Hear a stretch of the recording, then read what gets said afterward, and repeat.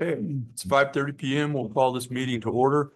I will ask our deputy clerk, Ms. Carrillo, to call the roll, please. Here. Mr. DeWitt, Here. Mr. Merritt, Here. Ms. Cepeda, Here. Mr. Rattler, Here. Mr. Self, Here. Ms. Smith, Here. Mr. Watkins, Here. Mayor Davidson. Here. We have a quorum. Okay, I will ask Mr. Merrick to lead us in our invocation and Counselor Watkins with the pledge and the salute to the New Mexico flag. Please stand if you're able.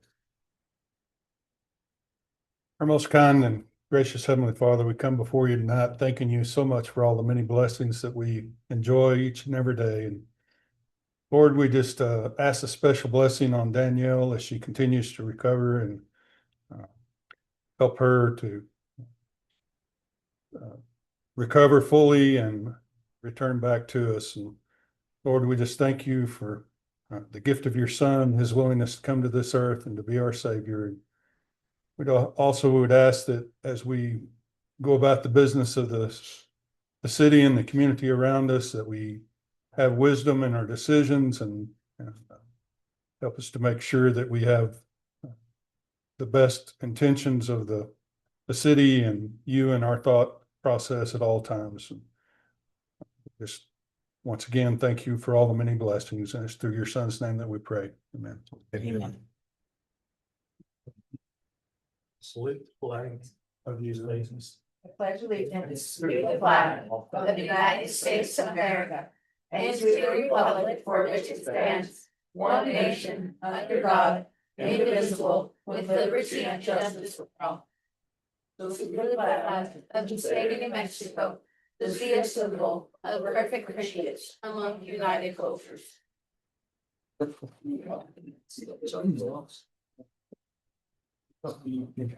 the word. Okay, Miss Mitchell, are there any guests attending remote? Okay. First item is approval of the minutes of the April 21st, 2026 meeting. The chair will entertain a motion to approve the minutes. So moved. Second. Okay, got a motion by Counselor Merrick, second by Counselor Self. Okay. To approve the minutes of April 21st, 2026 meeting. All in favor say aye. Aye. All opposed say no. Motion carries and the minutes are approved. Next, we have a public comment. The public may address the council on city business during public comment period. Speakers must sign in prior to the meeting. Up to 6 speakers per topic will be allowed, with each speaker limited to 3 minutes. Unless mayor or council requests clarification, please state your name for the record before when you begin. Your time will start when you do. To comply with Open Meetings Act, council will not respond or engage in dialogue during public comment and will not take action on items not listed on the agenda.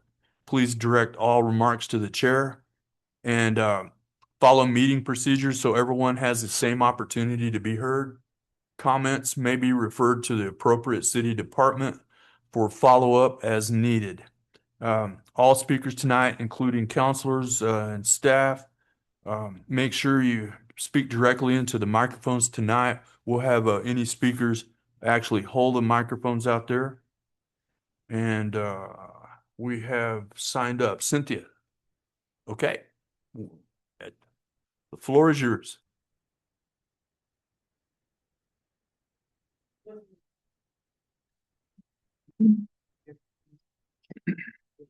Already on? Can you hear me? It's not amplified. It's just for recording. Oh, just for Yes. Okay, I just come here to address some issues that I've been having with code enforcement, considering simple things that I feel like they should know. For one, the municipalities here still have to follow state governance. And this one supersedes, right? So we're talking about just a simple thing like state ordinances and invasion of light. I had an issue. I went into the city hall. Those were not addressed, nor did they know that there's the New Mexico Night Sky Project Act, which is 74, section 74-12-1 and 74-12-10. And these are things that the code enforcement should know and has to follow. State law supersedes the law in the city. Another thing I have an issue with, I have called upon the Portales Police Department.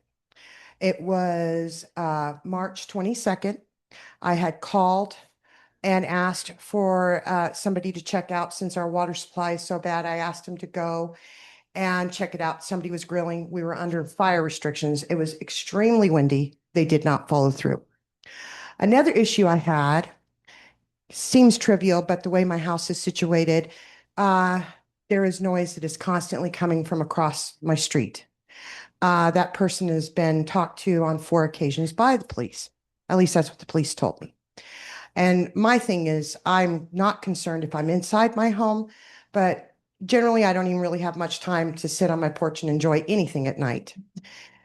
So anyhow, that was never, back in the day, I've lived here 40 years, things were done. If third strike, you're out, you get a citation. That's how we keep the law. That's not happening. In fact, everything falls on deaf ears, no matter any concern I have.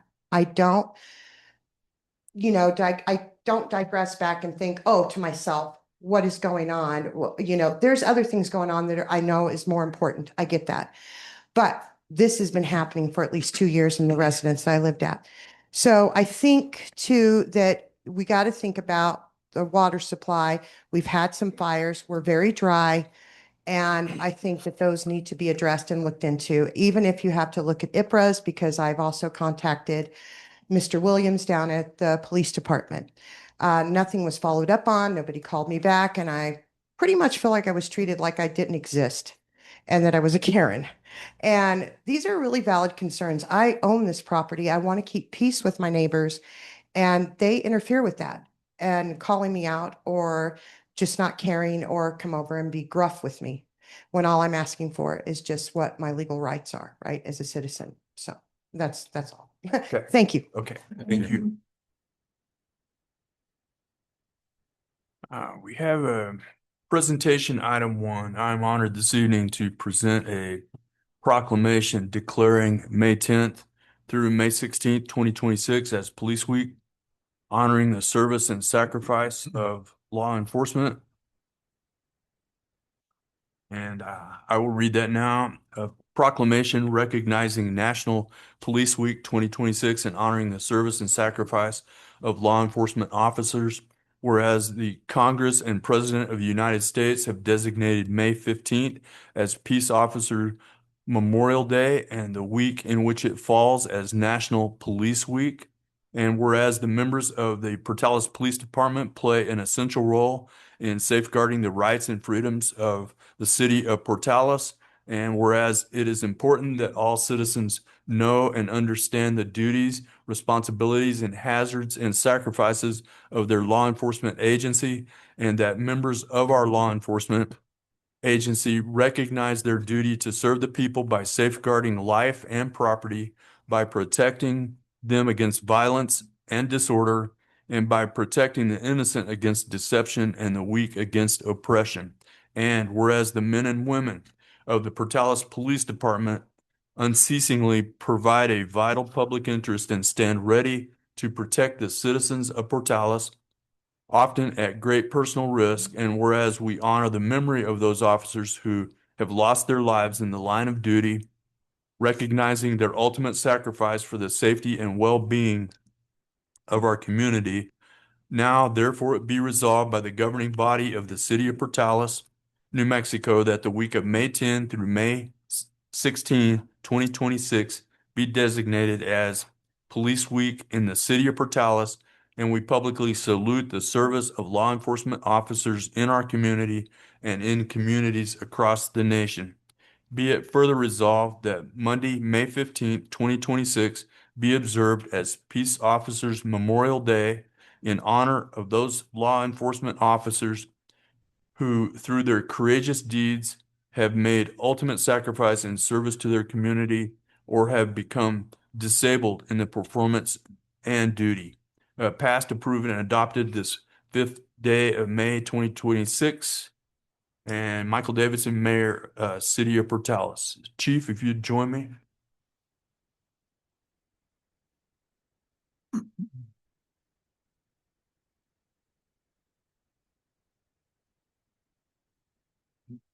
Nation, and we certainly appreciate you. Appreciate it. Thank you.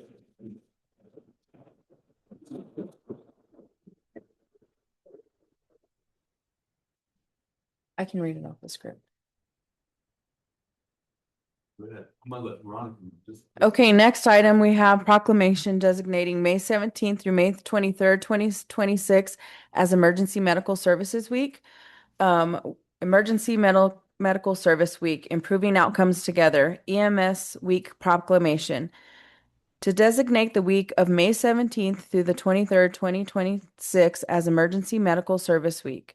Whereas the Portales Fire Department Emergency Medical Service is a vital public service and personnel are ready to provide life-saving care to those in need 24 hours a day, 7 days a week, every day of the year. And whereas the members of the Portales Fire Department Emergency Medical Services team engage in thousands of hours of specialized training and continuing education to enhance their life-saving skills. And whereas it is appropriate to recognize the value and accomplishments of the Portales Fire Department emergency medical service providers by designating Emergency Medical Service Week.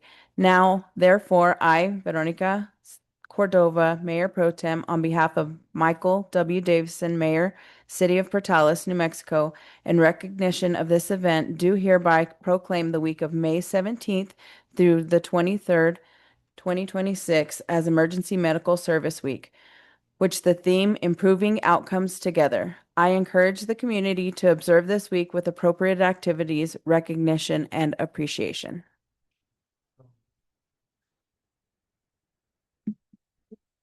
Appreciate you and your team so much. Thank you very much.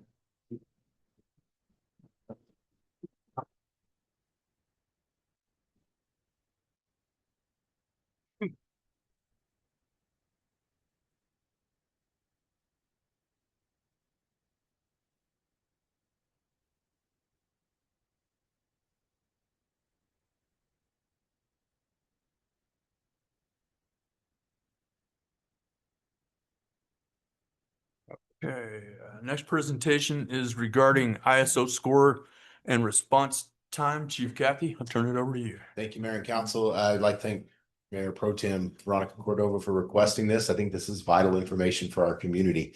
Going back just a quick step to EMS Week, we will be hosting a DOT sponsored and training for car seats at the fire station.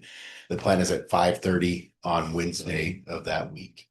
We'll also have a moment of silence at noon that day, right after the tornado siren test, if anyone would like to join from the community or not. So moving on with the presentation, we'll go to the next slide. ISO, we have all these 3-letter, 4-letter acronyms. What does it mean? Insurance Services Office. It's a Verisk company that is used by insurances to determine insurance premiums. You got to think of it like golfing. And I know Veronica will appreciate that. Lower the score, the better. It's a community score for emergency communications, water supply, fire department, and then bonus points available for community risk reduction. As we go to the next slide, there are 10 points available for emergency communications, for 911 call handling and dispatch center staffing, dispatch procedures and technology, alarm processing time and accuracy, and then communications training and protocols. And based on our last inspection, our dispatch center continues to go above and beyond to do an excellent job. As we go to the next slide, there are 40 points available for water supply, which is dependent on hydrant spacing, condition, water main size and system capacity, flow testing, maintenance programs, then alternative water sources such as tanks, drafting sites, and then actually we're one of the only ones that they've ever seen that has the purple hydrants available. So that's unique to our community. Then we go to the community risk reduction at the next slide. It's 5.5 bonus points, so it's on a scale of 1 to 100, but there's the 5.5 extra points that a community can get a hold of. For fire prevention programs, public education and outreach, fire inspections, code enforcement, and then fire investigations capabilities. Then we move on to our world, fire department. 50 total points available, 15 points for staffing, 15 available for apparatus, 5.5 for equipment and pump capacity on our fire engines. Then training hours is 9 points, and then the 5.5 points for operational considerations. Just a quick note on training. For us to capture all 9 points, every new recruit would have to do 196 hours of training, fire only, not counting EMS, their first year. Each personnel has to do 112 hours per year for the ISO recommendation for us to receive all of the 9 possible points. As we go on to the next slide, so it's best to think of ISO like this. Better fire protection means less damage expected, which means insurance companies take on less risk, which means they can lower the cost to insure. Each individual insurance company uses it a little differently, but basically the lower the ISO score, the better the insurance premium for businesses and residents in our community. Improving ISO classification can make the community more attractive for residents and businesses. It can support economic development and then provide measurable return on investment for training programs, staffing levels, water system improvements, and prevention efforts. As we go to the next slide, this is just an excerpt from the presentation I presented on April 20th of 2021 from our 2020 annual report, which shows that our ISO score in 2020 was 63.45 points out of the 105.5 total. Within that gave us a 4/4Y. We scored 7.49 for emergency communications, 24.33 for water supply, 3.68 for community risk reduction, which was kind of phenomenal on the community risk reduction because that was relatively new at that time. So the fact that we already had those programs in place was very positive. And then we at the fire department scored 28.65 points. As we go to the next slide, we'll talk about some areas that we can improve at the fire department. The main areas that we struggled for points was company personnel, engine companies, ladder service, and then of course training. The main factor in stimulus for that is personnel. We need more personnel to have more companies that are able to respond. We need more personnel to have a secondary ladder service or ladder company to be able to respond. And then because our personnel are busy on 911 calls, it makes it very difficult to accommodate all those training hours that I mentioned before. As we go to the next slide, we're going to talk about how it affects our state fire funding, like we talked about last week when we applied for our fire fund. So we're a class 4, as I mentioned before. That means for every main station, we get a minimum of a little over $64,000. And for every substation, a little over $24,000. For it to be classified as a main station, it has to have an office or an administrative area, classroom, restrooms, certain apparatus stationed there or assigned there, has to have a station chief and 3 companies of personnel. Then for a substation, it just has to have a class A pumper, a building, and then a station chief assigned. So let's look at what we're currently housed with now. So we have 4 stations, 3 of which are classified as main stations, and then 1 is a substation, which gives us the total funding that we mentioned last week, or last meeting, of the minimum of $218,920 a year. In the event we were able to improve our ISO score from a 4 to a 3, it would improve our fire funding by about $20,500 a year. In the event we're able to go to the next step to a 2, it would be a little over $41,000 of minimum improvement of funding. Next slide. Any specific questions about ISO score or how it affects our fire funding? Okay.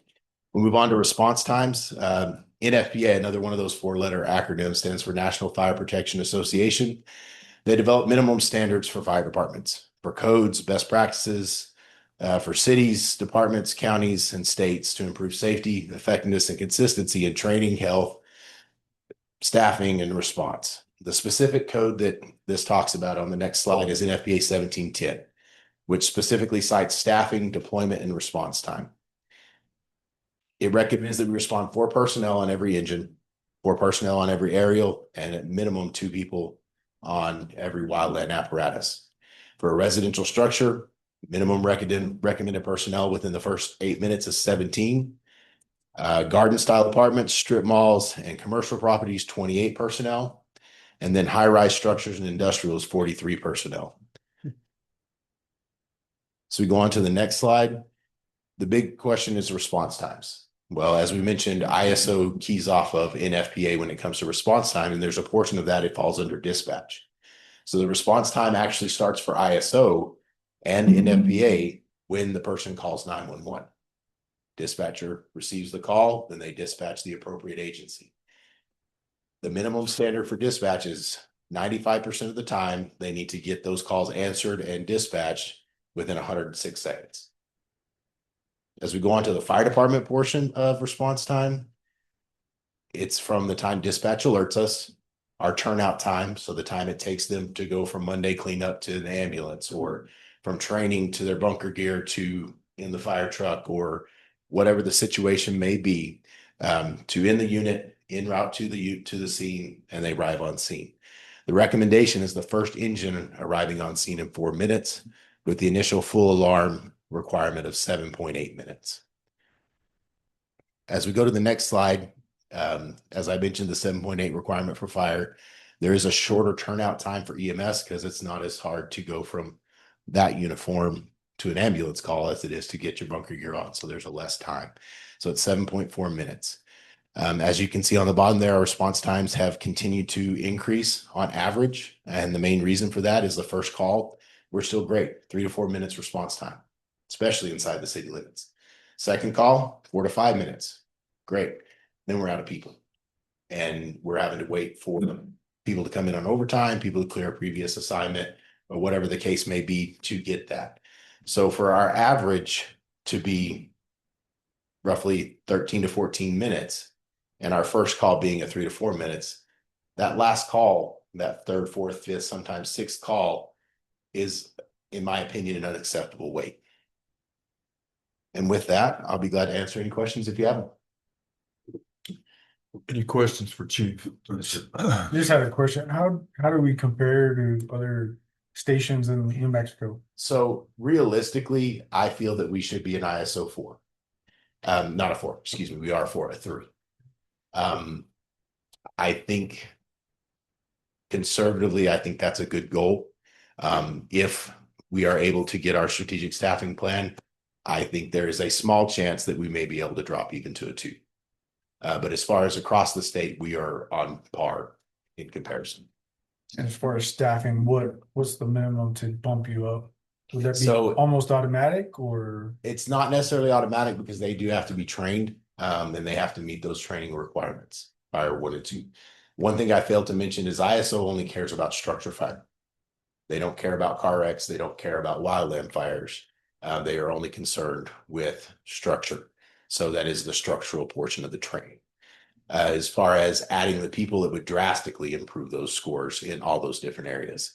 The one area I don't think we can capture is ladder service. It's just unrealistic for this community to be able to afford a second $2 million ladder truck. But how many people minimum are you thinking? The strategic staffing plan is laid out to house what we can effectively house now to get our minimum at 10, which would improve us 3 a shift from where we are now. Questions?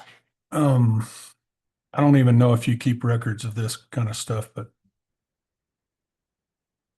is there a percentage of how many calls that come in that are truly emergency calls versus false alarms or not? I can pull data on false alarms. I can pull data on lift assists and such, but it's hard to say what is an emergency and what is not. Yeah. And what I would consider emergency is completely different than what Gary would consider as an emergency. Yeah. It's hard. It's kind of a difficult thing to pull this specific data on. I didn't want it to seem like a heartless question, but there seems to be more of a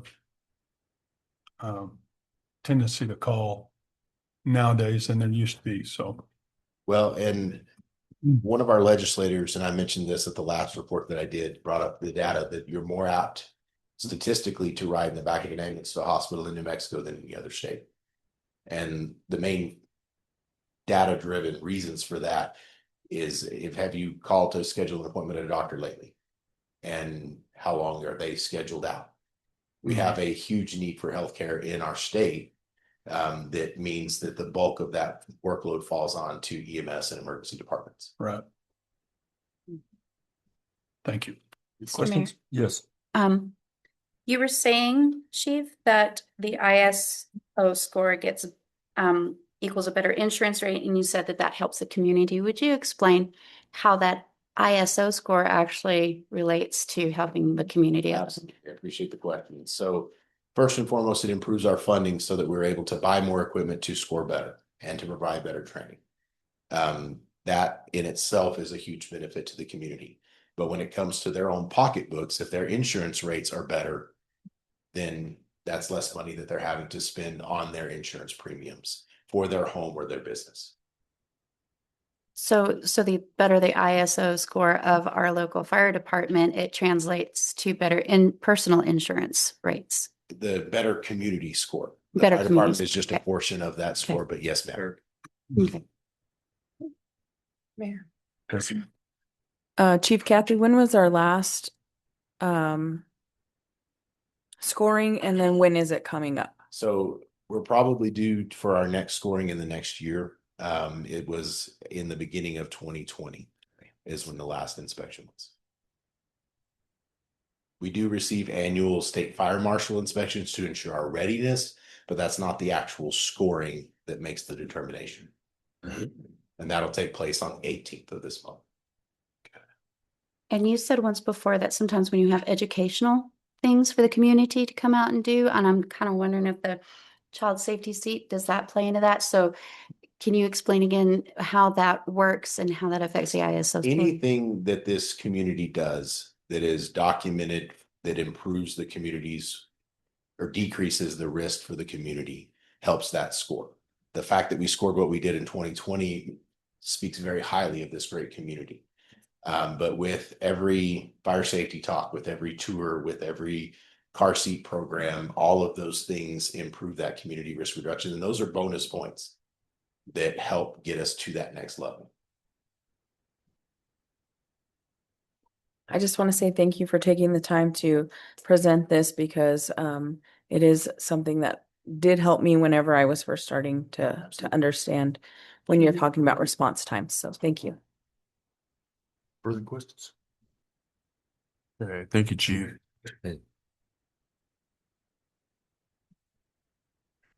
Next up, we have a discussion item, amphitheater special use permit, City Park. Ms. McClellan.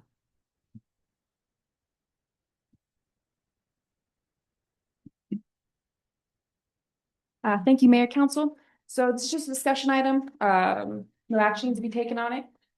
But as the topic says, we're doing an amphitheater, and then I'm bringing you a subsequent special use permit. And so when I show up in about a month and ask permission to build an amphitheater, I expect you guys to go, that amphitheater right there. Started? It'll be done by then. So yes, that's what I'm coming to kind of give you guys a heads up on. So the grant deadline got moved up. We were already in the process of the special use permit. The grant deadline got moved up, and there was a problem with the legal that pushed it back a month. So the special use permit was in the works. But with that deadline being moved up, the city was in a position that if it didn't start construction, it was going to lose the grant in its entirety. So the city didn't do this to avoid any requirements. We're still moving forward with the special use permit. It's going to be going June 1st for P&Z, and then it'll be coming to council for your approval. And like any other application, it is not a guaranteed approval. But staff did look at, before they decided to continue with construction, they looked at that when the grant was accepted, the location was listed. It meets with our comprehensive plan of moving and updating the parks, and it does benefit the city. And we felt like it did have a good chance of being approved. So we decided to take the risk versus 100% losing everything for the city. This did actually kind of highlight that planning and zoning sometimes doesn't get as involved in the projects. We find out a little bit later when they're close to done. So I've already been working with department heads with this program planning and project planning, making a step. Give me a call early. If you're planning on planning a grant, hit me up. I'll let you know if there's any weird permit in our ordinances.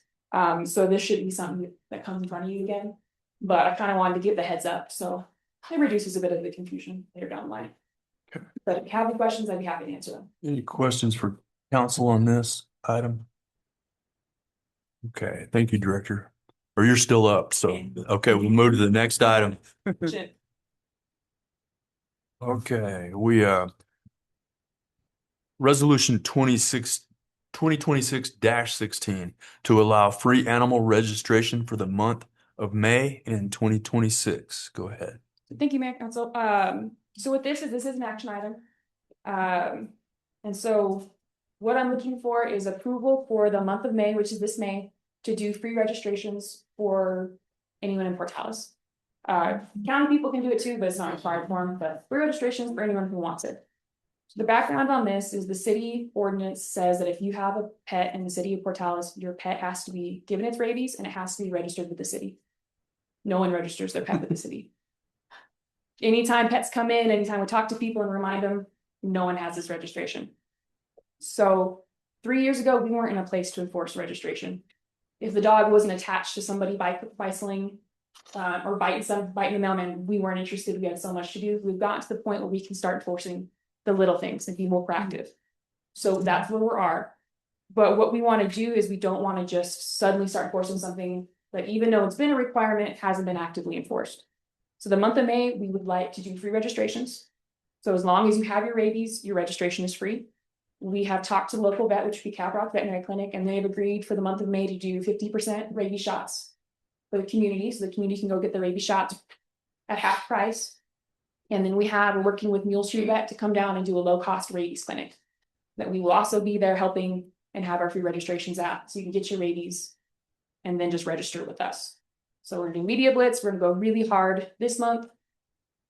The action item isn't to approve the enforcement because that's already an ordinance, but it's to approve us giving that month buffer of free registrations to help people get prepared for us to start enforcing this next month. But if you have any questions on this, I'd be happy to answer those as well. I'll start you out with one. This is a one-time registration fee, is it not? So if you get it free now, it's forever free. Correct. So these are lifetime registrations. It's $10 usually, free this month, usually $10. And it's good for the life of your pet as long as your registration or your rabies is good. So you get your rabies, you get your voucher or your registration. Let's say in 3 years you never get another rabies, you can get in trouble for no rabies and no registration because your registration expired with your rabies. Just get your rabies again and the lifetime kicks back in. You don't have to come back to us. So as long as your rabies is good, after you get this, your registration is good too. Mr. Mayor, Yes, go ahead. do you know what ordinance number that was in case when we share information about It it? is in chapter 7. Okay. I believe, I don't remember exactly which section it is, That's but it's in the animal control chapter 7. Okay, I'm sure I can locate that. So I just want to say how I think it's such a great idea that you have to do this in such a positive way. Doing the registrations again instead of coming at people saying, okay, we can do it now. We're going to force you to get your registrations and da da da da. You're offering something to the community that will be a benefit. And it's a great way to get the information out that registrations are now going to be taken more seriously by doing it in a much more positive way, by offering this to our community and get the word out that way. So thank you, whoever came up with that idea, your team, everybody. Thank you. I think that's a great way to go about doing that. Thank you. We appreciate it. We really want to be a partner with the community, not just the bad guys. So this is some of those Amen. steps. Amen. Yes. How many registered animals are there? I don't have a number, but in the 3 years that I have been at the city, I can guarantee you less than maybe 3 that we've picked up have actually been registered. Wow. Yes. So when I mean nobody's registered, even employees, when I've been saying this, they're like, we're supposed to register our pet. And I was like, I'm coming for you guys first. Council members? Mr. Mayor, I have a question. Kelly, whenever you adopt out of the shelter, do you then register them as they're going out the door? We do not. So you have to have your rabies vaccine and only a vet can give that. So we do a rabies deposit. So if you go and get your rabies vaccine and come back for your money, then we go ahead and register you. And we are looking at changing the ordinance. So all of that's done as they go out the door. And that's part of what our town hall is Okay. seeing some improvements we could make. Thank you. Any questions down that way? Are we gonna kind of make these, this event kind of all hours of the day, kind of at night too? That way the ones that work during the day can go at night or in the evening? So it'll be during normal business hours, but the we're open on Saturdays too, and we're already there on Sundays, so we're gonna open it up so you can come Saturday and Sunday to get your registrations. Okay. We're already there, but that's just for the month of, this May. upcoming month. After that, we'll go back to being closed on Sundays to the Okay. public. Any other questions from council? All right, the chair will entertain a motion to adopt resolution 2026-16. Make a motion. Second. Okay, I have a motion by Counselor DeWitt, a second by Counselor Ortega to adopt resolution 2026-16, allowing free animal registration for the month of May 2026. Any further discussion? Okay, this is a resolution. Ms. Carrillo, will you call the roll, please? Yes. Yes. Yes. Ms. O'Banner, Yes. Mr. Radler, Yes. Mr. Sell, Yes. Ms. Smith, Yes. and Mr. Moore. Yes. Okay.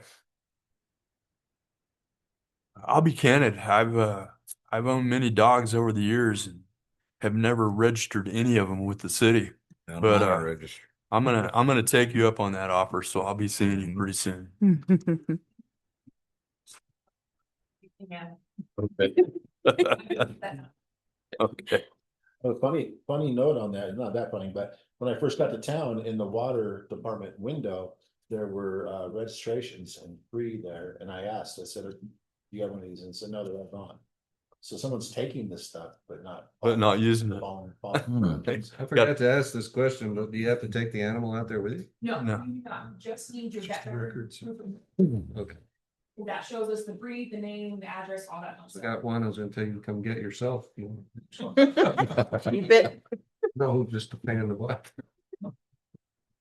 Okay, finance action item 1, accounts payable and expenses for October through December 2025. Ms. Rivera. Good evening, council. The check report for the October through the December is included in your packet for your review. This report was presented to our finance committee back in February. I failed to include it sometime in our March meeting. I thought I did with budget adjustments, but it is before you. I am available to answer any questions and respectfully seek the council's approval. I'll stand for any questions. Okay, any questions from council? Ms. Rivera. Okay. Chair will entertain a motion on this item. Motion to approve. Second. Okay, I've got a motion by Mayor Pro Tem Cordova, a second by Councilor Watkins to approve and ratify accounts payable and expenses for October through December 2025. Is there any further discussion? Okay, since this involves city finances, Ms. Creel, please call the roll. Yes. Yes. Yes. Yes. Mr. Radler, Yes.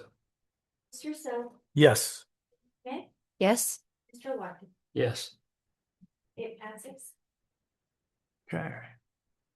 Police Department, action item 1, ordinance 778 regarding off-highway vehicle use within the city of Portales. The chair will now open the public hearing on ordinance 778. Chief Williams. All right, thank you, Mayor, Council. So the document I provided to you shows in black what was originally presented the last time when we brought this up. The red is everything that was brought up during that meeting that was requested to be in there. And then having heard nothing else since then about any additions or removals, we're left with what you have here today. So. Okay, at this time, I will open the floor for public comment on ordinance 778. No public comment. Chair will now close the public hearing on ordinance 778. Is there any questions for Chief from council on this ordinance? Does this cover the electric scooters that are going through town, or would that be a separate ordinance? I've got a separate one of that ready for whenever we're ready to bring it up. Okay. I can forward you that. So you can start reviewing it if you would like, but I've got that one and then I had a request for another one later on, but figured for this one for now, since it's so much different, I figured we'd just do a separate one. Skateboards. Yeah. That'd be a different one too. The electric ones, is it? Yeah. The powered ones? Yeah. Even the old style.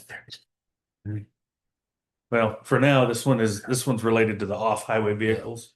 So that would absolutely not be, that'd be a separate one. I mean, if you guys, whatever you want me to do later on, I'm more than happy to throw things together and let you all make a decision. But tonight is just about the off-highway vehicles and everything that's in here. So, Okay. So, Mr. Mayor. Yes. So this, going down state highways that are, we consider, avenues in town, are they only allowed to cross? yes, because Okay. this is outside of what we're allowed. So a controlled access highway, I knew this would come up, so I got the definition right here. Means every highway, street, or roadway in respect to which owners or occupants or of abutting lands and other persons have no legal right of access to or from highway, street, or roadway except at those points only and in the manner as may be determined by the public authority having jurisdiction over the highway, street, or roadway. So basically, if you can't touch it yourself, such as the city can't change a curb, can't change a street, anything else like that, that is considered the limited or controlled access highway. So US 70 through town, New Mexico 88, 206, 236, 267, those are highways that we cannot allow access. And that's even after registered, correct? That is, regardless of what we do here, they're not allowed to do it today. If we pass this as it is, they're not allowed to do it tomorrow. No matter what we pass today, it does not allow access to operate on those roadways, just to cross. Okay, thank you. Does that include university vehicles? It includes everything. Okay, So, just asking for clarification. yeah, everything you. that falls under the definition of an off-highway vehicle falls there. I don't want one of them to get in any more trouble than just a regular citizen. I mean, it really needs to get out there that they understand that as well. For the most part, all they ever do, the majority of what I see them doing is crossing University onto Avenue across the highway there. Thank you. That's what this ordinance does is allows them to be out there. Without an ordinance, New Mexico is pretty specific. There's no off-highway vehicle use allowed until the municipality sets an ordinance that says they can do it. Right. So by putting this here, this actually makes it legal to do it. Right. So it helps them rather than prohibits them. Any further questions from council? I've got a couple. Yes. So, sorry, I tried to get with you today, we didn't get together, but, first question is, like, I have a golf cart I use to spray weeds with, right? It has a big 50-gallon sprayer on the back of it. It's one of those, it's kind of a spectator cart or whatever you call it. The way I'm reading this, it was now gonna have to have blinkers and a triangle and am I reading that? Well, I added everything that I got from council. Keep in mind, none of this is mine. If you don't like it, recommended changes and whatever you approve tonight will get us there. Well, New Mexico has it in their law, but in general, when I looked this stuff up, it was any not ready for highway vehicle had to have a mirror, a light source in the front, and then lights in the back. And I'm not sure about turn signals because you can still. See, I have that. I have headlights and I have taillights, but blinkers are not normally part of a golf cart. No, I'm gonna have to I'm not buy mistaken, some and no, install them. Yeah, Yeah. that's what my dad. Like I said, if- That's why I asked, because my second question, the follow-up is, are you gonna have the manpower to enforce this thing? Because there's a lot in here. I mean, almost every vehicle is gonna have to be checked. I Well, mean, in my people- opinion. right now, Otherwise, it's kind of like the dog thing. Why do we have it if we're not gonna? And I'm not trying to pick on Kelly, but why do we have Yeah. saying you have to register animals and we don't make anybody do it? Counselor, I would gonna try to help Chief with this. We don't have the manpower to not have this. So, and check where I'm going with this. There's enough people doing this that we don't have the manpower to not have this ordinance in place because we'd be pulling people over all the time. I mean, we will look for specific things like obvious underage drivers that appear to be underage. No helmets in the cases where you have to wear helmets at a certain age limit and things like that. But this will actually help us and is Right. of course conserving manpower as opposed to exposing it. Now, to your point, I understand what you're saying. If we're gonna stop vehicles to check and see, you know, if they have very specific things that. Rich, we can't do that. Required. We have to have probable cause to make a stop. We can't stop to check. We're not DOT and they're not commercial vehicles. Right. So we would have to stop them for some other reason to determine that. Think about an evening dusk setting on the fair. These things are all over the place. You know, we'd be doing traffic control stops and pulling over 30 and 40 a night. I think I read somewhere in here that all occupants had to be seated in the seat. I believe that was. So if there's like a rear cargo area, they can't ride back there. Correct. Okay. Again, like I said, it was everything that I got from you all the first time I presented it. I added. I don't have it memorized, but I mean, we wanted to make sure we didn't have extended loads. We wanted to make sure that, you know, we had them slower since the tire types are not as good at stopping, steering, different things like that. But again, whatever, if you want me to strike something through on this in the motion, we can do that. But it's your ordinance. I'm your scribe. Any further questions? I have a question about New Mexico law, if I might. And then some of this is just out of curiosity. Mr. Mitten, you said that New Mexico law says that you can't drive them, but a municipality can say you can. Is it that the New Mexico law says you can't, or that they have no law regarding it at all? Yeah, New Mexico does not authorize off-highway vehicles to be on roadways. So even if we go forward and we approve an ordinance, we can on city and county roads. We're good with that, but they still can't go on highway roads. So New Mexico is not going to flex. So we're allowed to put an ordinance that says we can allow them on our roads with this stipulation. Now, in general, all of the things that New Mexico says you must have in your vehicle, that's non-negotiable, right? We can't rule that out. We can add to it. We can't take away from it. What we can do is say, yea, verily, we choose to allow off-highway vehicles to operate, you know, on our roads. And they're pretty specific. The highway, it has to have like a title. It has to have a license. It has to be registered. It has to have insurance. It has to have a light source in the front, some kind of a braking light in the back, and a mirror. Seatbelts? I don't know about seatbelts. Yeah. That's probably quite a few things. Yeah, I'm not sure. And I don't see check his register. Go. But you It can, might have specific seatbelts on. I believe you can. On. Actually, I think the seatbelt thing is in there because Red River several years ago, if you went up there and rented a vehicle to go off-roading with, they had to trailer it, take it to an off-road site and let you off, and then you could not get on the highway. But it's probably been 6 or 8 years ago, they passed something in the village of Red River where you can use those. And so they're all over the place. Oh yeah, Red River, when it's warm. I mean, that's all you see. Absolutely. 100%, yeah. And if you want, I can just read through the entire list of operation and equipments in statute for it. If you want. Is that desired? We're good. Okay. Any further questions from council? Chair will entertain a motion regarding ordinance 778. Mr. Mayor, I move that we adopt ordinance 778 for off-highway vehicle use within Portales. a second. Okay, we got a motion by Counselor Smith, second by Counselor DeWitt to adopt ordinance 778 regarding off-highway vehicle use within the city of Portales. Any further discussion? Ms. Creel, you call the roll, please. That's okay. Yes. Yes. Yes. Yes. Mr. Rattler, Yes. Mr. Self, Yes. Ms. Smith, Yes. and Mr. Black. Yes. Okay, thank you, Mayor, Chief. now you can take your off-highway vehicle to go register your dog. Yep. Fair enough.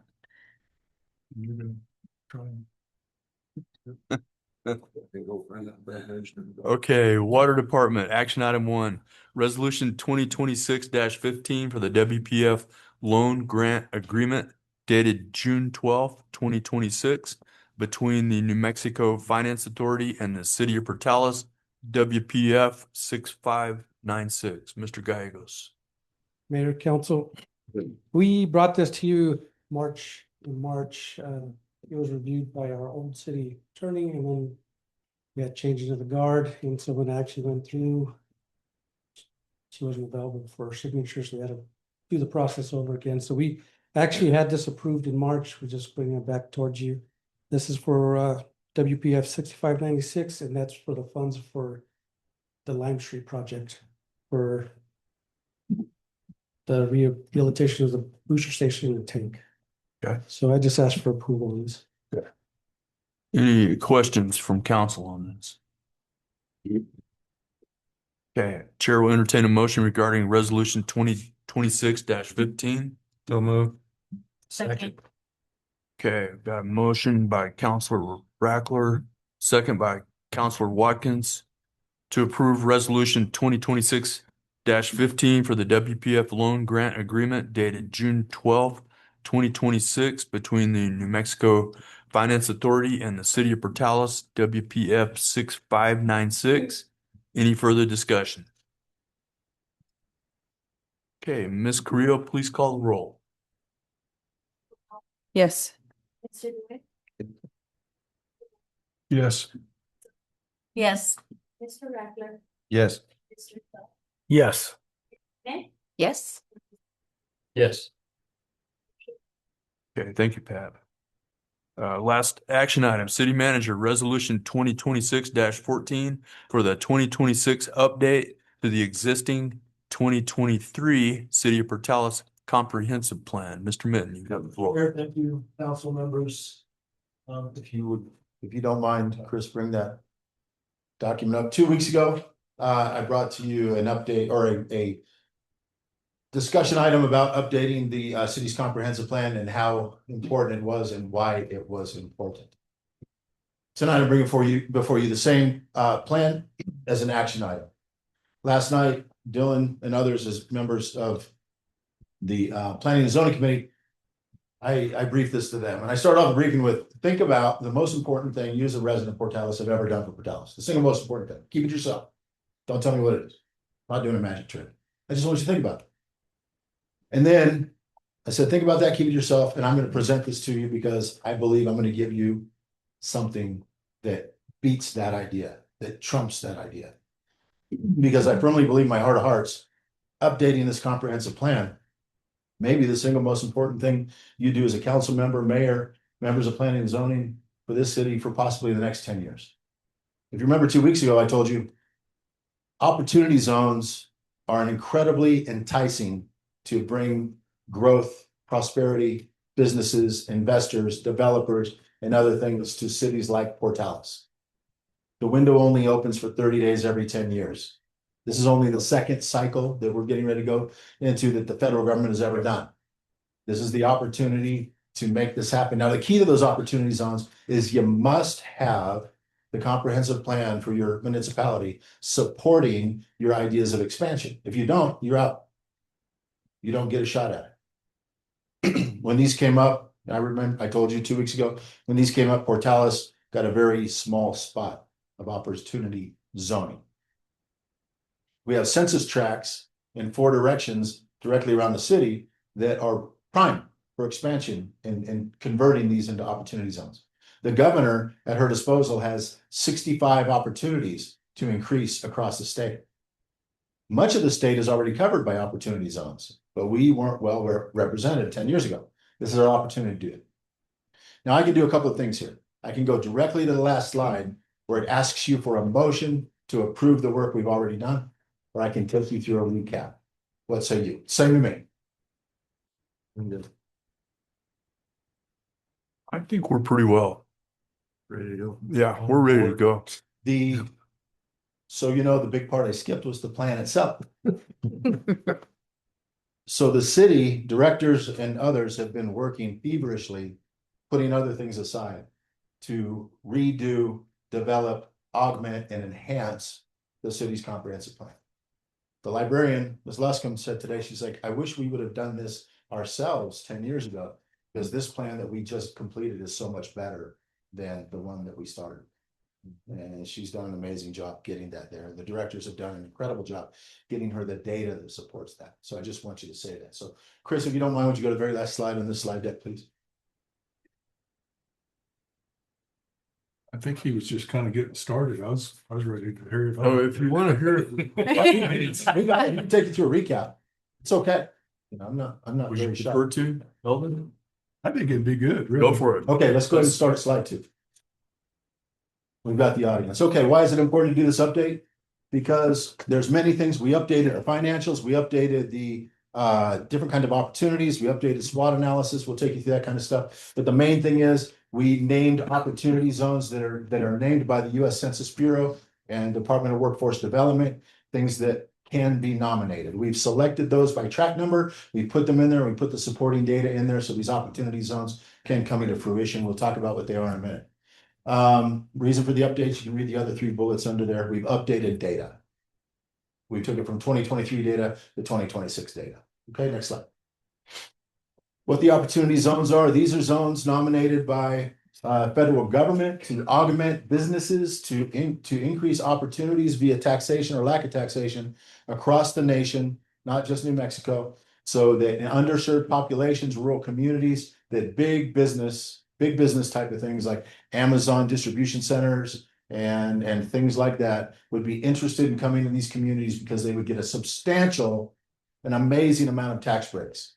So when they're looking for some place to move to that is less expensive and they get tax breaks, which are amazing, they look at places like this. Now, they don't go and knock on doors and go, hey, do you have this? They look at a list of federal opportunity zones in the areas where they feel like they better serve their community via distribution and things like that. And if you're ready and rife to do that, then they would most likely exploit that and consider it. But if you're not, they wouldn't. I wouldn't. The difference between $100 million investment into a major corporation distribution center and $100 million investment in a community that did and was set up for an opportunity zone vice one that wasn't, you would be losing millions of dollars per year if you went with the one that wasn't, just by taxation. It would be crazy. So to at least have these in place, we set the conditions for Portales and the surrounding areas to be primed for this. Now, that doesn't mean someone's knocking on our door right now, but it means if we don't do this, somebody won't knock on our door. And if they did, they'd be crazy. So let them not be crazy. Let us be ready. Let us set the conditions. So when opportunity knocks, it fits right in. Fair enough? Okay, that's what they are. Next slide.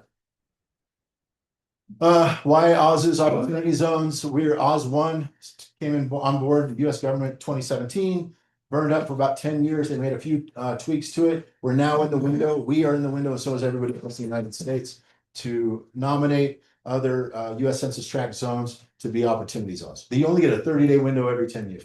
We're 15 days into a 30-day window. May 12th is our deadline. There's no redos. We got to do this tonight. Okay.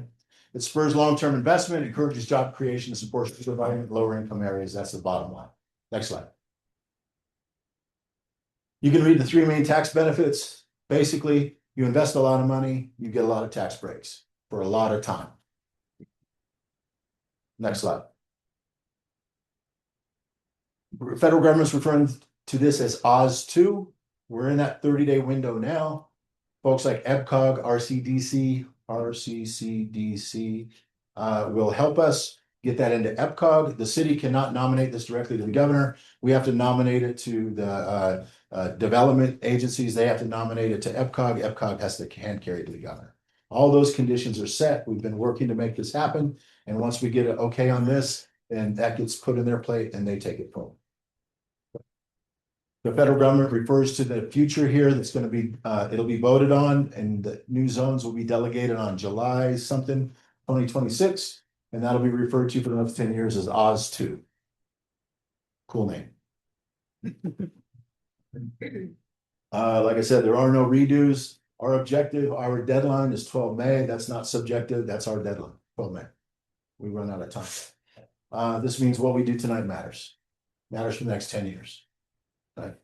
We don't do this tonight. I kind of feel that we're going to, but if we don't do this tonight, we'll be looking back going, we could have did that. Like that stock someone told you to buy and you didn't when it went off the hook. Kind of like that. All right, next off the hook is a good thing, unless you didn't buy the stock. Current Oz's, we talked about this 2 weeks ago. Opportunity zone is pretty much contained to Portales right now. The 4 nominees that we put in place, next slide. They're actually bigger than this. I just put circles to give you an idea. They go all the way to Melrose to the north. Goes almost to Clovis to the east.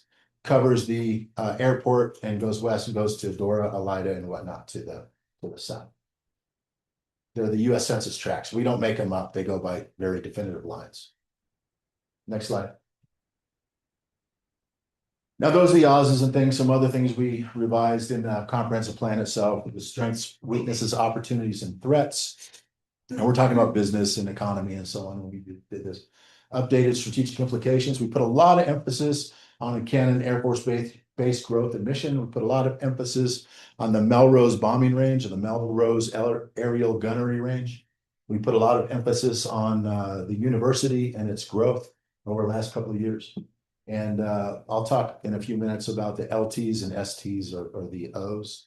So in the I'll go backwards now, comprehensive plan, a lot of the things in there were listed as long-term, 10 years or more to get this done. And as we went through it, we're like, these are not 10-year projects. A lot of these are 0 to 5-year projects. So objectively looking at it, and there was plenty of things in there that we already did, so we took them out. But there were things like new animal shelter. Well, we have a new animal shelter. I don't need to carry that forward. So we took that out, right? Improve the animal shelter. We left that in there, but we put it as a short-term or ongoing goal. So a lot of things from long-term, we moved it to short-term in there. So that's a huge improvement. And a lot of things are ongoing because things have already taken place and it's a continuous improvement. Now, unless you dig into the comprehensive plan towards the back, you probably don't know what I'm talking about, but that's significant right there. Cannon Air Force Base, talking about this really quick. Cannon Air Force Base has, their mission is growing. They're AVSOC, 127th Special Operations Aviation Wing. They service Navy SEALs, Army Rangers, Special Forces, Culinary Institute of America, or CIA, and then some other agencies through flying. Those agencies need to fly and do stuff. Their missions are increasing more and more and more. And so AVSOC and Cannon's mission is not going to go away. It's going to increase. The significance of Melrose Range, that is fully integrated. It's part of Cannon, kind of, but it's fully integrated now across the whole special operations community. ATAL, East Coast or West Coast, where special mission units are coming there. You don't see them because this happens at night mostly, and it happens way out in the desert. So you don't see it, but this is happening all the time. Those missions are growing. As such, that mission is going to continue to grow.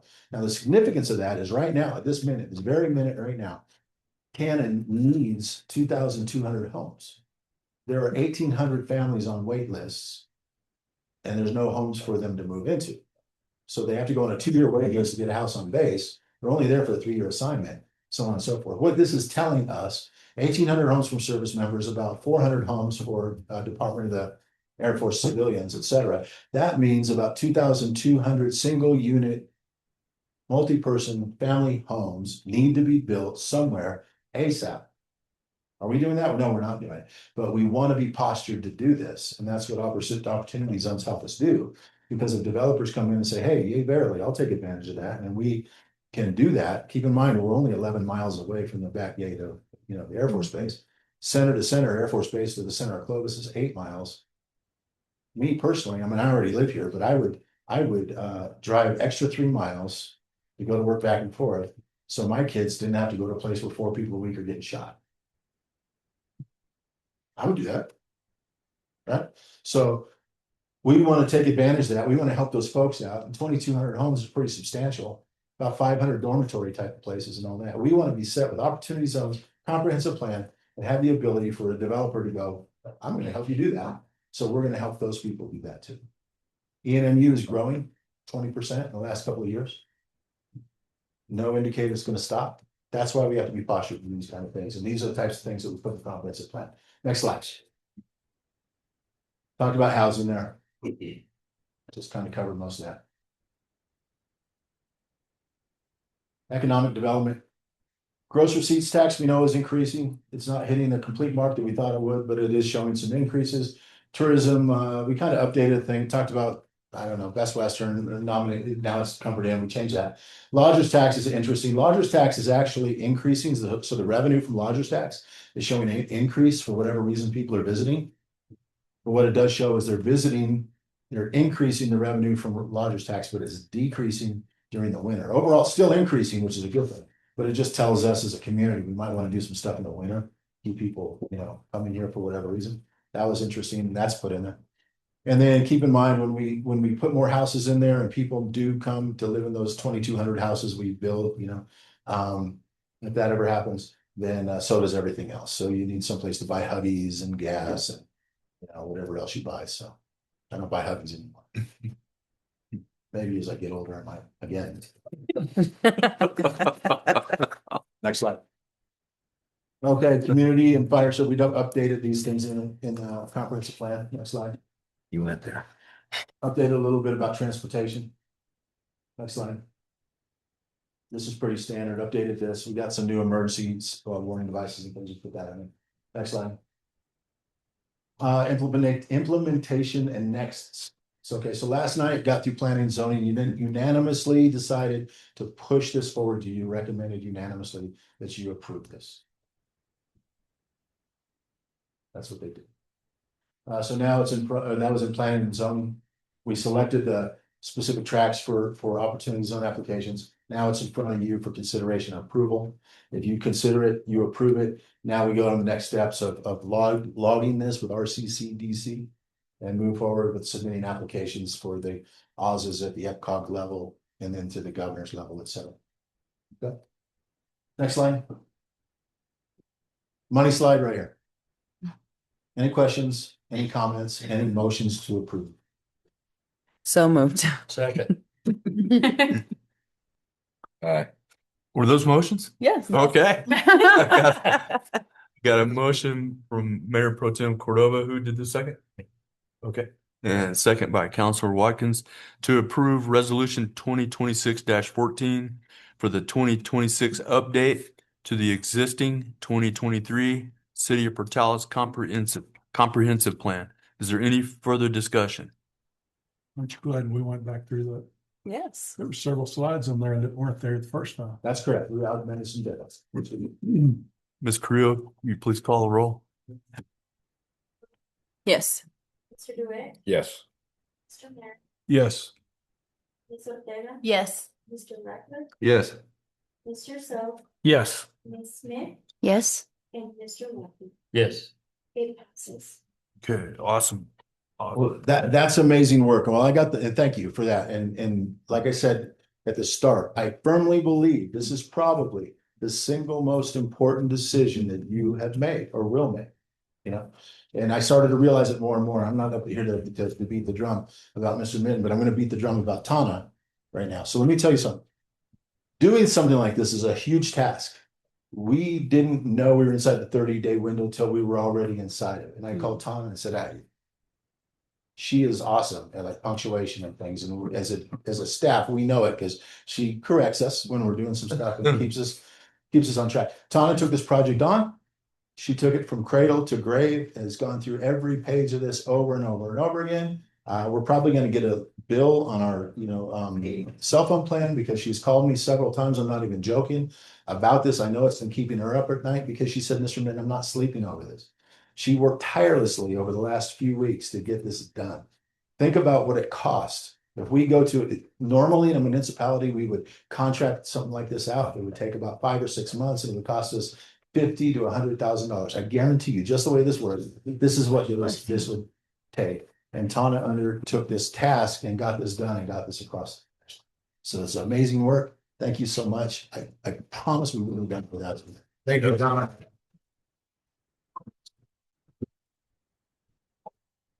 Well, the one thing I won't let you get away with is Mr. Mitten did pretty much the same thing.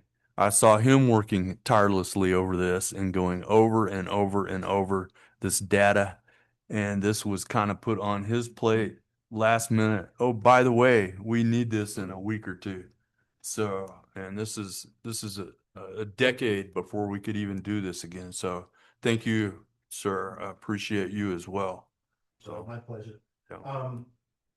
Chris, I'm gonna ask you to put the slide of the proposed concepts here in a second. So I'm at the city manager's report, PC. Would you like to Yes. go forward to this? I was gonna talk about comprehensive plan as a milestone. I think we took care of that. Opportunity zones. I think that horse is dead. What I'm gonna talk to you about is something we're gonna bring to you here pretty soon. We believe as a staff at City Hall that it is time to move forward with rebranding the city. We kind of love our logo that we have behind you all there, but some of us don't know if that's a porch swing or we don't know if it's a gate. It's still arguable between kind of making fun at it. And we also have a place where we help some of our senior citizens at the end of the road on 18th Street named the Good Life. So we kind of feel like there's a conflict there between Gateway to the Good Life and the Good Life itself. So maybe it's time to rebrand. These are concepts. We want to take it, we believe we want to take advantage of the unique and extremely historic landscape directly under our feet and attribute much of Portalis's history aligned with the Blackwater Draw concepts, some of the earliest remnants of the first North Americans on the continent, etc. Roswell can show you aliens that no one can prove exist or don't exist. Down the road, Fort Sumner can tell you Billy the Kid's buried there, but they're not completely sure. But we can tell you for sure that human beings walk on the same trails we walk on before us by evidence of their homesteads, if you will, or settlements, or the archaeological artifacts that been directly under our feet. And we believe it's time to tie in some of the things like Portalis Point. to Portalis. Well, there's Portalis, what's that collection? The Portalis. Portalis Plex. Yeah, the Portalis Plex, where one science archaeologist found a cache of several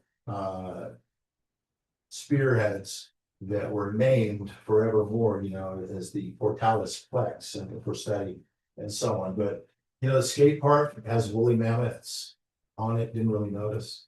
I didn't until I started looking at this. A billboard on the way into town by way of Muleshoe has the woolly mammoth on, is kind of faded and all that. So somewhere along the line, people were doing this. Not 13,000 years ago, 10 years ago or something like that. So this has been kind of a concept, but this is just a sneak peek. This is where we think we're going with it. We're going to bring this to you pretty soon to start moving forward to changing the logo of the city and rebranding the city and focus on the history that's under our feet, as opposed to a place to rest ourselves at the end of 18th Street. But what it's worth. Okay. So moving on, we can go ahead and put that on the way. Unless anybody would like to discuss it. May I say something? Yeah. This is something that I have been thinking about for quite some time.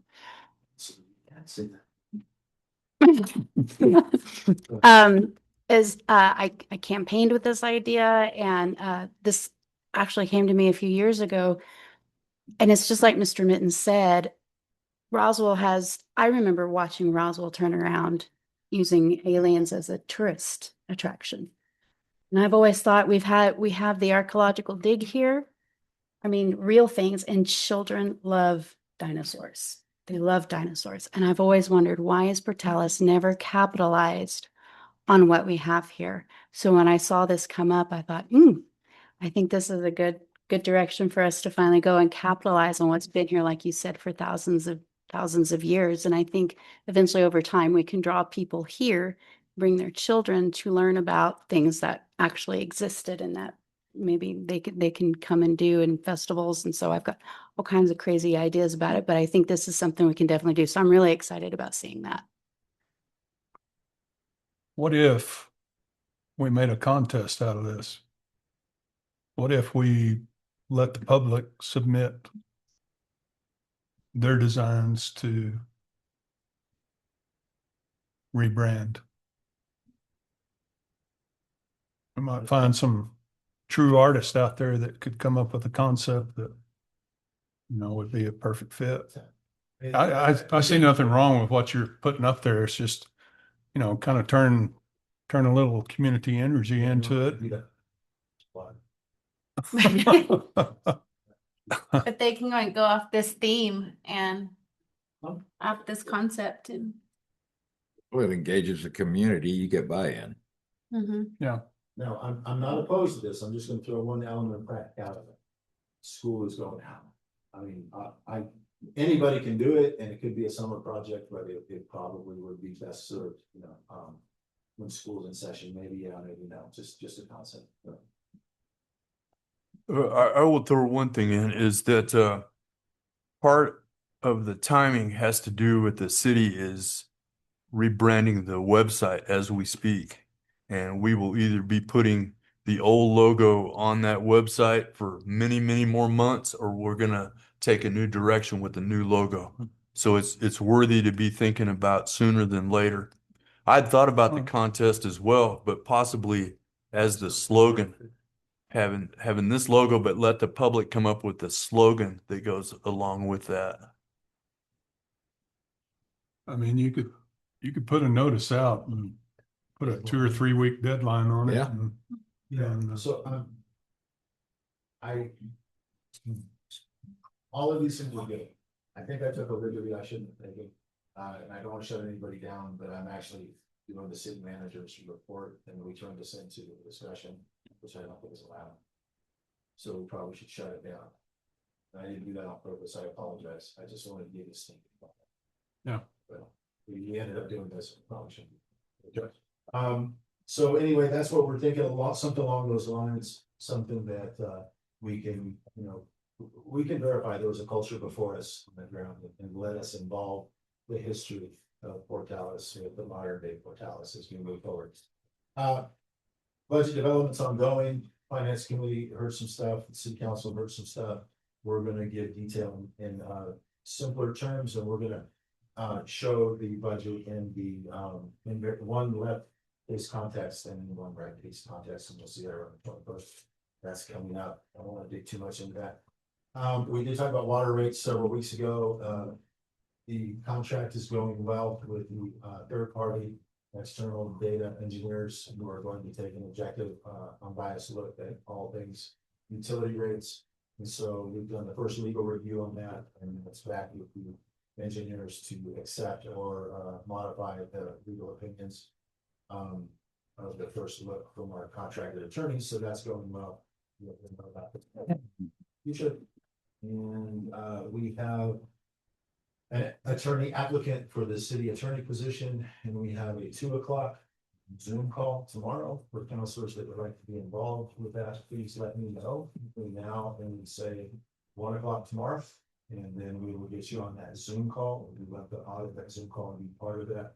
And that won't be the final hiring board. That'll be the initial screening. I will present the applicant with standard questions for any of the others that we've interviewed, and then use the interface with folks like that. But for simplicity, I will open the meeting up, ask questions, and so on, and be able to clarify. That's the city manager's report. If you would like to be involved with the attorney, please let me know. And then I'll go through it. And thank you for your work on the resolution. For the opportunity, so that I'll do it. Thank you. Appreciate it. We have next up the library. So first I want to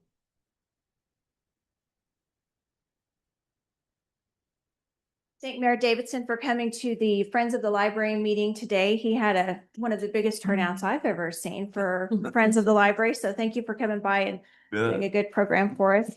The library is fully staffed. In the month of April, we hosted 3 adult programs with 59 in attendance, 19 children's programs with 294 in attendance, and 6 young adult programs with 59 in attendance. So a total of 28 programs with 412 in attendance overall. We ordered 123 books. And for our circulation, we did 2,763 physical items, 575 electronic items for a total of 3,338.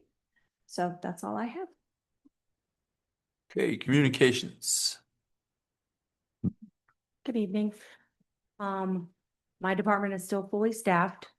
We still have 2 in training, in-house academy, but we have 1 also in the New Mexico Telecommunications Academy now.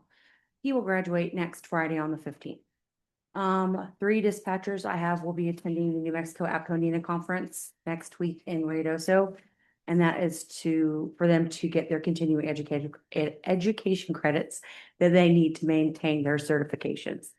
And then the April numbers for our dispatch center, we processed 1,611 calls for service, and we took 2,503 telephone calls to the center. Okay, Public Works. Sure. So, Public Works, we're about to hire 2 more, so that'll put us down to just 7 vacancies. So probably the lowest in a while. Plus, we have a mechanic coming on the 18th, so that should put us to 6. On a good note, we're supposed to have a trash truck delivered tomorrow. So our first one, so hopefully it'll get here tomorrow. Should be en route now. So, and then we should have a second one coming in a few weeks. And then they said at the beginning of June, we should have another one. So hopefully we'll have all 3 within the next month and a half. Awesome. Police departments. All right, so for the month of April, we handled a total of 794 calls for service, of which 220 were traffic stops conducted by the officers, leaving 574 that were responses for people calling in, or the officers just coming across something. They did 47 arrests out of that, worked 20 crashes, wrote 214 citations, and this new software that the state's paying for gives me an analysis that says traffic stops count for 27% of all CAD incidents, indicating a strong emphasis on proactive traffic enforcement. The department has processed 46 arrests. Look, 47, but the ratio of arrests to total incidents is approximately 1 arrest per every 17 incidents. And an arrest is typically going to take the officers 1 to 2 hours to process. So that takes up a lot of time when they come across those. And then we have 5 openings. We have 1 officer who's finishing up the FTO process right now, which should be in the next week, maybe 2 at the most. But other than that, we're continuing. We attended the hiring event that Jody put on last week. Yo. Chief. We do have 1 open position at the fire department. Of the calls in April, we had 81% EMS, 19% fire. Within that same month, personnel from Station 2 responded to 133 calls. We did have 4 personnel attend the EMS Region 3 conference this last weekend, and that's all I have. Okay. We have counselor comments. Counselor DeWitt, do we have anything this evening? Nothing this evening. Okay. Counselor Ortega. I just want to say that May is once again Mental Health Awareness Month. So I was out and about all over our community this past week, giving out 988 suicide crisis and lifeline awareness pamphlets, posters, and resource material. So I just want to say a heartfelt thank you to the schools that let me do it, Eastern, and all the businesses that participated in my awareness and outreach, and just say thank you. So together we can raise awareness and support one another and help save lives in our community. Counselor So.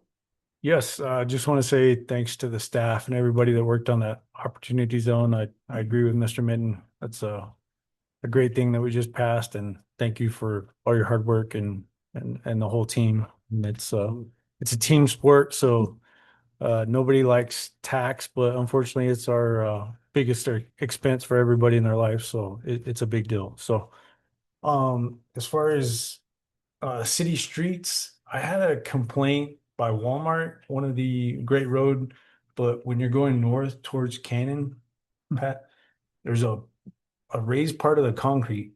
And I don't know what we can do, but I've actually had a couple of complaints now, just recent, but hadn't been able to get with you. I don't know what we can do, but you're probably aware of it, but maybe we can remedy it somehow. So thank you so much. Counselor Watkins?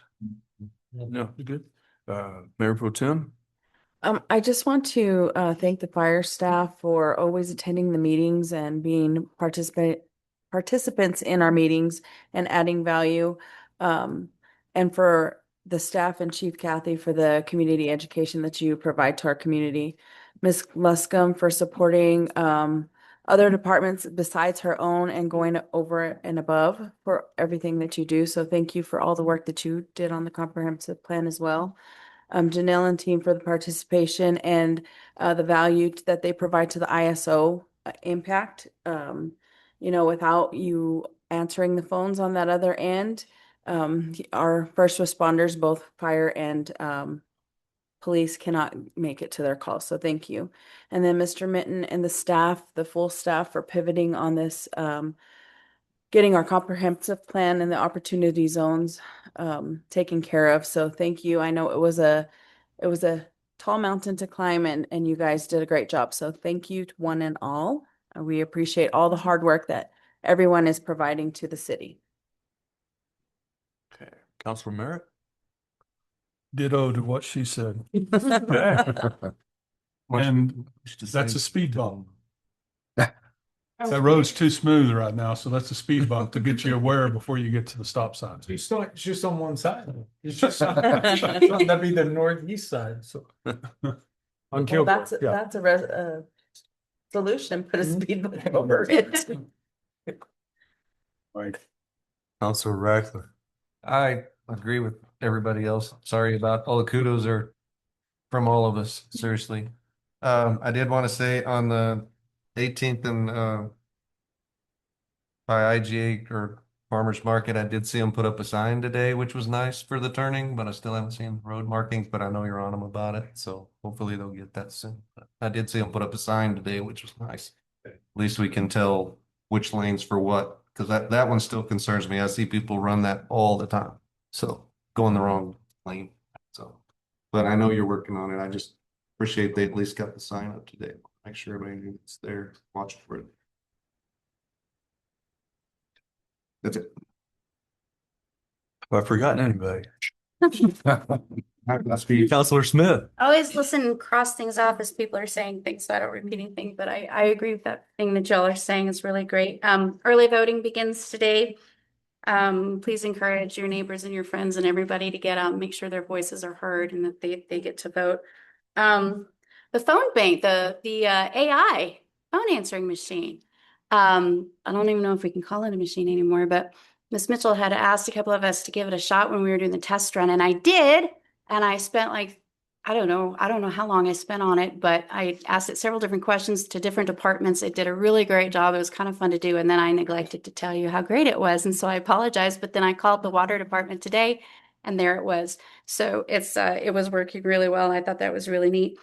I went over and visited with Don Thomas at Central Christian this week and explained to him how a lot of the members of the council had been concerned about with the water rates going up, how that may affect some of our lower income neighbors. And one of the things that he was really great about was just reiterating that that is what the Roosevelt County Municipal Alliance has been about for the longest time. If you're unfamiliar, when you see the red cattle at Christmas, between Thanksgiving and Christmas, they are raising money to be able to help. Ministerial Alliance. I'm sorry, what did I say? Municipal. Municipal Alliance. So many M's and A's. Thank you. The Ministerial Alliance, they're always raising money and creating a bank of money in order to help people throughout the rest of the year. Portales, it all stays in Portales, not a dime goes anywhere else.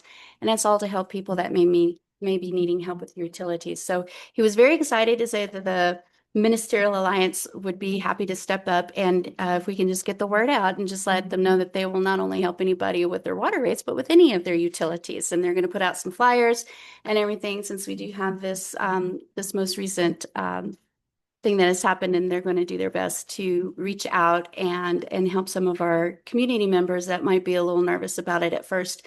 And one of the good things that is great about them is that they will sit down and even help them budget. So if they're needing a little help figuring out how are we going to budget, for anything, I mean, it's certainly not the only thing that is increased. They'll get some great help and assistance from some people that are very knowledgeable, very loving. And so I just wanted to say, it was a great opportunity to represent the council and to express our concern for our community and to step up with some people in our community that are always there for our neighbors. So that's it. Thank you for that.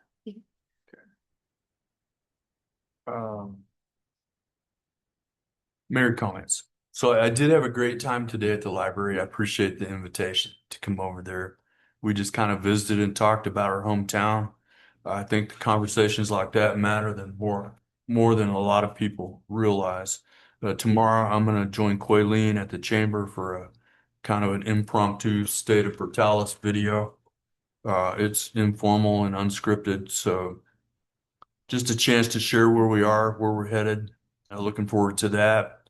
This past 2 weeks have been a flurry of activity at City Hall. Mr. Mitten advancing opportunities for Portales. Pat working on infrastructure, technicalities. I think someone may have locked Liliana in her office to make sure the budget reports got tabulated on time. I noticed they were putting trays of food on the floor and knocking on the door. So I see new faces at City Hall and they seem to be settling in nicely. Our local government is definitely firing on all cylinders right now. So it's very nice to see. I want to move to Mayor Appreciation. Tonight I want to recognize someone that usually kind of sits in the background and speaks when spoken to. Most of the time pretty much assumes a behind the scenes role. Behind the scenes not meaning laid back or easy. It just means usually not getting the credit where sometimes it's due. Tonight I want to change that in a small way. Our deputy city clerk, Melissa Carrillo, I'm going to turn her face red here, has stepped in and stepped up to fill some very big shoes. And so, well, let me be clear. I'm not saying Danielle has big feet. I'm saying she has a big job, and Melissa has done an excellent job at keeping this train moving. So I'm going to come to you. Yeah.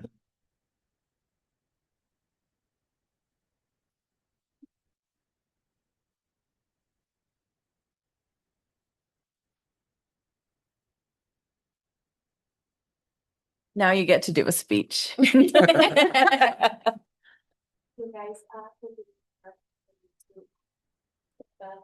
I usually don't say anything, it's correct. But I do look and learn and listen, and I try and do my best. Is to my knowledge. So thank you. Great job. Thank you. Thank you. We appreciate your hard work, Melissa, and to our friend Danielle, we continue to wish you a speedy recovery, and we miss you. I know you're listening. I know you're checking up on us. So, with there being no further business before the council, this meeting is adjourned.